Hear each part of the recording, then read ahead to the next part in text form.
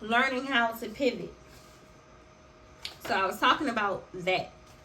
And I told you how this was a 39 reading. I wanted to add a little bit more on to that, right?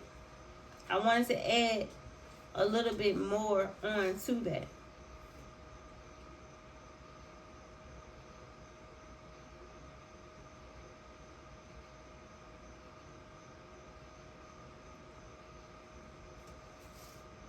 I wanted to add a little bit more onto that in regards to what we last talked about in contrast with what we're going into. The last time we talked about the 1919 portal. I see you, but do you see me? This was a place where you were already assuming position to play out this role of having this keen observation of observing people and seeing people without them being able to see that you see them. And even with you being in a state of seeing them, they are still unconsciously wrapped up in the matriotic system, to the point that even though you are verbally telling them, I see you, I see what you're doing, I see this role that you're partaking in that has to do with who you are playing, the character that you are playing in my life, because that's what is all of this is all assimilation. It's all like a movie. It's all like a play. Like everything is scripted. You see what I'm saying? Everything is already written. Everything already has a will over it. So to say that you really have control over it, you do, but you don't. Because you only really get two choices. Either do what you're supposed to do, or either self-sabotage in any other way, shape, or form, or fashion. Because you're choosing your own will. You're choosing your own way. And that was never designed to be so. So even though you think that you really have your own ability to choose free will, you really don't. Because when you choose free will, that means you're basically self-sabotaging. So it's no such thing as free will. No one actually has the ability to say that they have free will. It's a fantasy of a belief system to have you think that you can control your own destiny, to only find out that you really truly can't control your own destiny. Because when you come into a place of thinking that you can control your own destiny, you end up playing your own villain to your own story. You are the downfall to your own demise. You are the chaos and the destruction to your own world. You are the downfall to your own ruin. This self-sabotaging mindset of believing that you have free will is a Luciferian mindset, a Luciferian spirit, having you to believe that you are God over God. Nobody is God over God. A co-creator cannot trump the creator. A co-creator can only assist. A co-creator is an assistant. You can only assist with what is already in place. You can only add unto what is already created. You're a co-creator. You help to stimulate and to drive and to continuously motivate something to go in your favor, to continue to go into your favor. So you're adding unto. So you become a co-creator. So it's like you get in a status by being obedient. I'm saying that I'm rewarding you, I'm gifting you with the ability to say that you are a co-creator, to say that you are a God, because you're choosing to follow God. And because you're choosing to follow God, you get the ability to be like God. You get the ability to think and have the thought process of a God. You get the ability to rise to the occasion like a God, like your God, like the Father that you, as you are an obedient servant. And because of this, I allow for you to be a co-creator with the creator in order for you to create what was already manifested to be. You get what I'm saying? Are you following me, y'all? Alright, so we're getting somewhere. But when you believe that you have the ability to step out of this Godhead, allowing for Elohim to rule the mind, and your body follows, your spirit follows.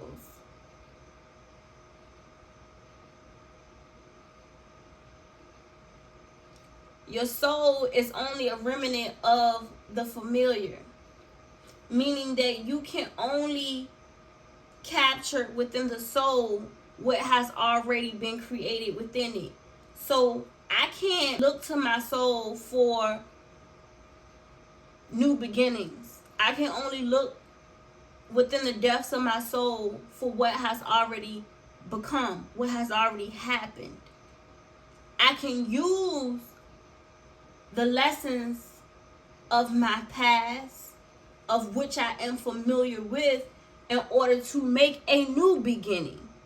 But I have to have the right type of spirit, the right type of mindset, the right type of posture in order for me to be completely in alignment with evolving my soul to a degree or to a level that allows for me to transcend the mundane into an ascension that's of a higher state of consciousness of self, mind, body, and spirit that I did not know before.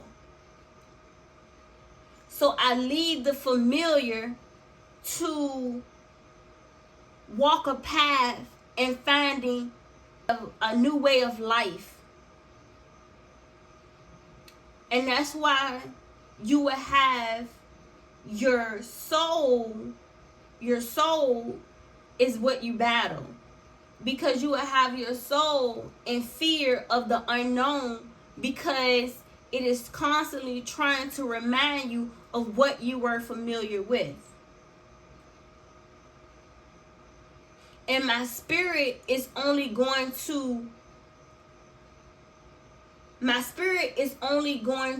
obey that of which I've disciplined my mind and my posture, meaning my body, with what I feed it, what it is consumed with. Which is why you can battle with self and spirit too, because you can hold two spirits. You can hold the Luciferian spirit, and you can also hold a God spirit, and you could battle between the two. You can go back and forth between the two. You definitely can, because it's about the consumption of what you're taking in, what you're eating, what you're feeding your mind, what you're feeding your body, that consumes the spirit, that creates and cultivates the spirit. The spirit is cultivated. That spirit man has to be cultivated. It has to be disciplined. It has to go through seasons of preparation, seasons of experiencing certain things in order for it to be able to transform into this God body. So I continuously discipline my mind. I continuously discipline my body in order to be in alignment, so that I can discipline my spirit man to triumph, to have control over my cardinal self, my flesh, my shadow.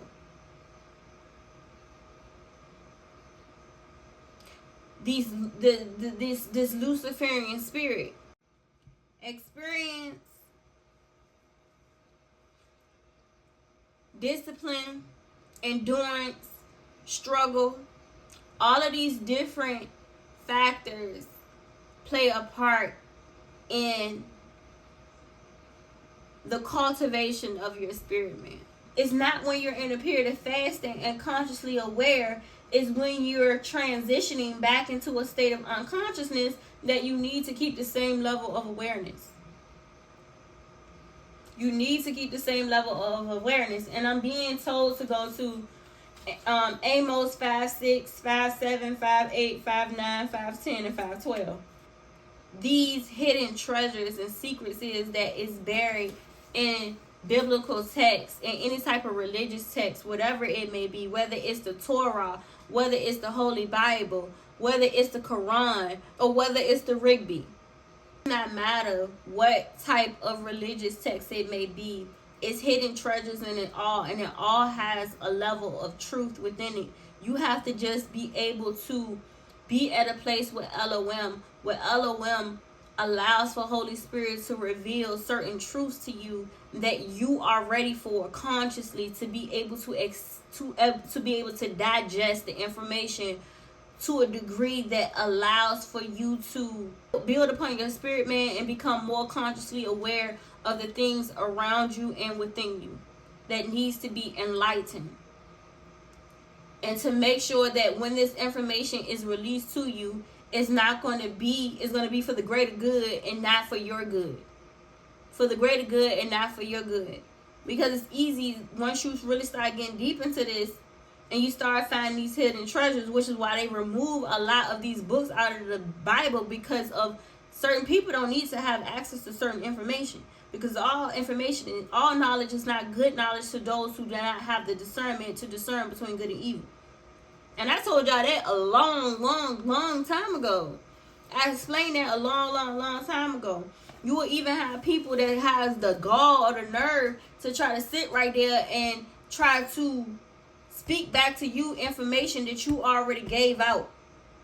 People, you have certain people like that is so, you call them warlocks. You have so many people like warlocks and witches and things like that. Like I said, they feed off of your information. So you give them certain information, they'll take your information, go back, and then they'll try to come back to you and use your information against you. That's why you gotta be careful. You have to be careful about the knowledge that you give to people, because giving certain knowledge to certain people could be your own ruin. Could be to your own ruin.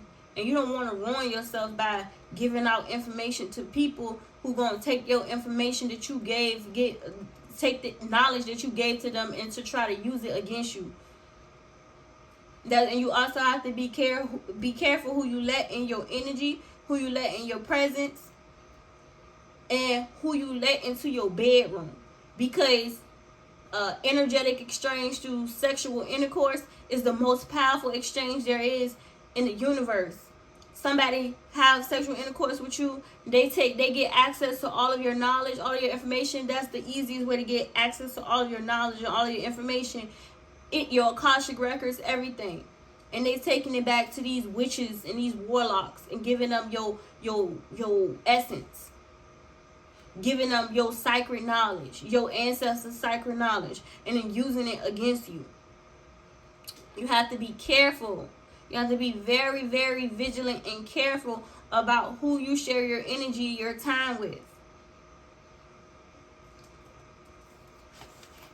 So let's go to Amos 5:6, y'all. So they be open to that person coming and going. That's the only time you find another individual that's okay with somebody cheating on them, because they need to feed off of other people's energy, because they know they have no identity of their own. So they don't mind that person stepping out and going to get energy from other individuals and bringing it back to them, because they don't have no true identity of their own. So when it comes down to mixing certain identities, they're okay with wearing a mask. They're okay with they're okay with that person not being able to identify them as if it's that person or that person. Energy is an identifier. It's an ID. It helps to identify a person's essence, who they are at their core, their character, their morale,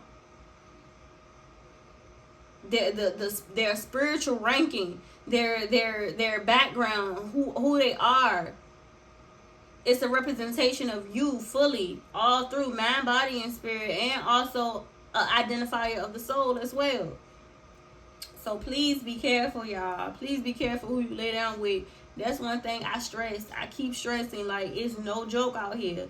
It's no joke out here. People would be having multiple partners, sleeping with any and everybody, any and everything. I'm trying to tell y'all, they don't know who's who or what's what, who energy is who energy is what, because they too busy sleeping around with too many different people. They don't even know their own energy or their own essence. They don't know their own identifier of self. That's how messed up they be in their head. They can't decipher. They don't know how to discern between who's who and what's what. You don't want to get yourself mixed up in nothing like that. I'm trying to tell y'all, and it's definitely out here nowadays. I'm trying to tell y'all, taking souls left and right. It ain't no joke, y'all. It is not no joke. Amos 5:6. So, seek the Lord and ye shall live, lest he break out like fire in the house of Joseph and devour it, and there be none to quench it in Bethel. Seek the Lord and ye shall live, lest he break out like fire in the house of Joseph and devour it, and there be none to quench it in Bethel.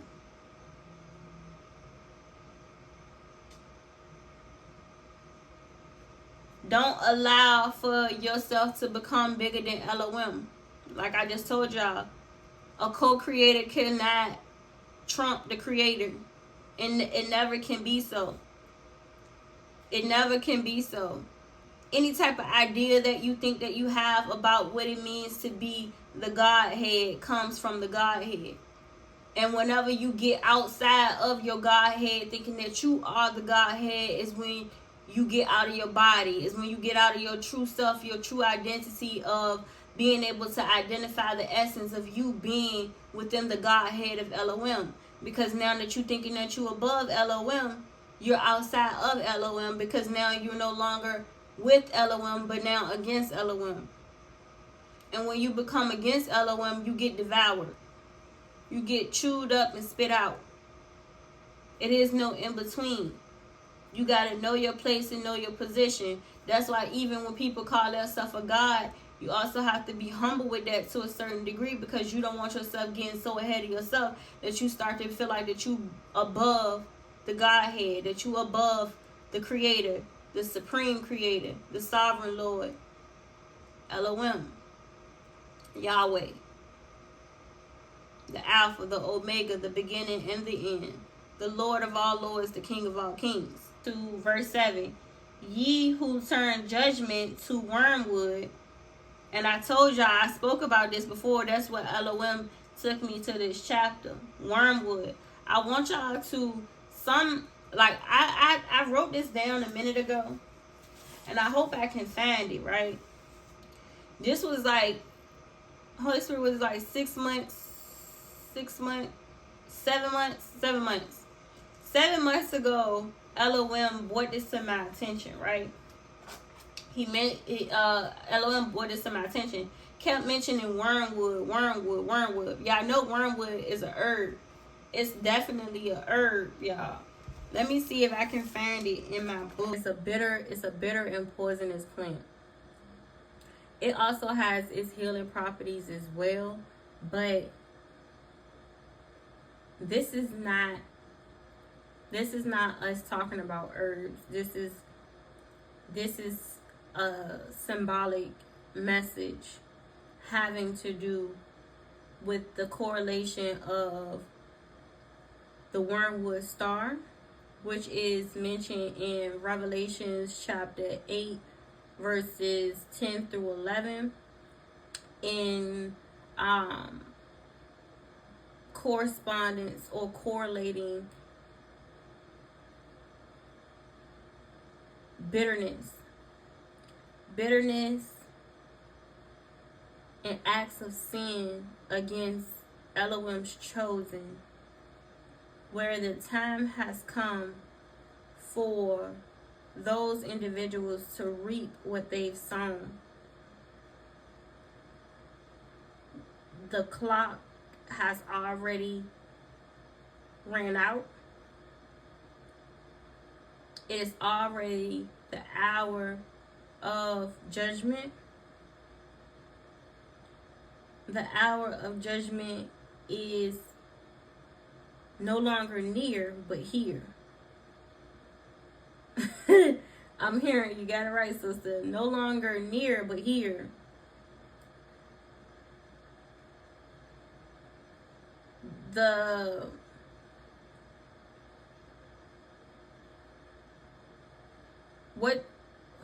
For those who hear this message, you are in a healed place at this time. But now that these individuals see that you are in this healed state of being, they want to come and to put you back into a Ten of Swords type of situation. They want to kill you all over again spiritually, take you through a downward spiral. And all of the work that Elohim has done on you, Elohim said, I let them get away with it the last time because they thought it was for their greater good, but it was actually for the greater good of Elohim and his will over your life and what it was that he needed for you to do when it came down to you being able to master self. And that means self, what mentally, emotionally, physically, and spiritually. You have to thrive within all four areas of self. Mentally, emotionally, physically, and spiritually. You can't say that you are chosen by being just a master of one or two or three. You have to be a master of all four. You have to master self. That is the only way to true ascension. The mastery of self through all four areas of having to do with your mental agility, your emotional intelligence, your physical stamina and endurance, and your spiritual awareness, your spiritual enlightenment. And these four concepts of making up the holistic being of oneself is the cultivation of the preparation of experiences that Elohim takes a chosen one through in order for you to be able to reach the heights of ascension, in order to be able to become a co-creator in the manifestation within the manifold of becoming like God. And I'm gonna tell you, I'm gonna go back to this, and a lot of y'all might try to quote against me on this, but a lot of this stuff is already in the Bible. That's why I don't listen to a lot of people who call themselves to be Christians, but then they don't sit there and study their text. They listen to the preacher preach to them into a state of programming, into a state of making them believe what it is that they want them to believe, or to think what they want them to think, but no further to the extent of allowing them to think for themselves at the level in which Elohim called them to think from. And I think it's in was it Hebrews? Okay, so it's Hebrews 5.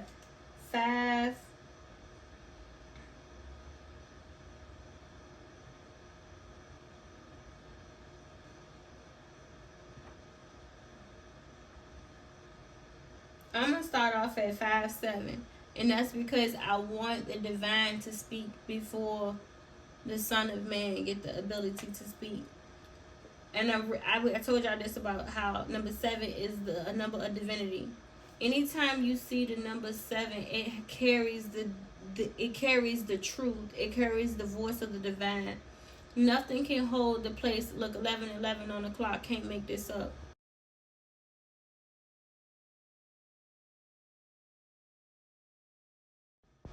I can't make this up. I had to take a picture for y'all so y'all can know that I always be on point. Like, you have to be in alignment with this. And all glory to the Most High. I'm not trying to boast or anything like that, but I just get happy when I know that I'm in alignment and I'm on point with what Elohim needs me to be at a certain time in a certain place. Because it's all about timing, it's all about place, and it's all about position. And that keeps you in alignment with being able to receive truth, right? So nothing can hold the number 7 without holding some sense of truth, without holding some sense of divinity, the divine. All things of number 7 is the divine. Anything that tries to hold the number 7 that's not the divine, that's not of truth, it shall be devoured. So we starting at Hebrews 5:7. Who in the days of his flesh, listen closely. Hebrews 5:7 says, who in the days of his flesh, when he had offered up prayers and supplications with strong crying and tears unto him that was able to save him from death, and was heard in that he feared. Fear is what saved him. Fear is what saved. That fear is what saved all things. You be surprised. It doesn't always take for verbal communication for a prayer to be sent up to the heavens. Sometimes people can speak verbally a request within prayer, but that prayer is not answered because of the intentionality that is set within that prayer. Everything is based off of intentionality, more so having to do with the act of the thing. Meaning that just because you say that you love Elohim does not truly mean that you love Elohim. It is your intentionality, the intentions that you put within your actions, how those actions are not just carried out but felt within when you are intentionally setting a frequency as you are creating or cultivating this environment or this action to be carried out. And I hope that didn't make it too complicated for y'all. So I'm going to read again, starting at Hebrews 5:7. Who in the days of his flesh, so when this individual was still in its cardinal self, still within its lower consciousness of self, vibrating at a lower vibrational frequency, still allowing for the cardinal man to have triumph over its spirit man. So who in the days of his flesh, when he had offered up prayers and supplications with strong crying and tears unto him that was able to save him from death, and was heard in that he feared. Just like, for example, a man on his last breath, living a life of sin, living still within his cardinal self, within the carnality of self, taking his last breaths, but as he's taking his last breaths, he is in fear and crying out to the heavens, to Elohim, for saving. Intentionality behind a thing that sets the tone for the outcome of what's to happen. It's always about the intentionality of a thing that would determine how something is fulfilled. You could be in the pulpit for 50, 60 years, but that does not mean that the intentionality that you have for Elohim is the same as a person who has no inner connection to the congregation in its religious culture. Religion is a culture. Yeah, I said it. Religion is a culture. It is a social class. That does not make you close to Elohim.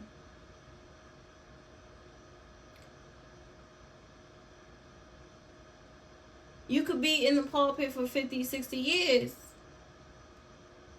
and limit yourself in the ability for Elohim to be able to use you to a certain extent in which Elohim had willed for you to ascend to in order to reach a certain audience or certain individuals. And because you decided to limit yourself, Elohim was not able to use you in the capacity in which he willed for you to be used.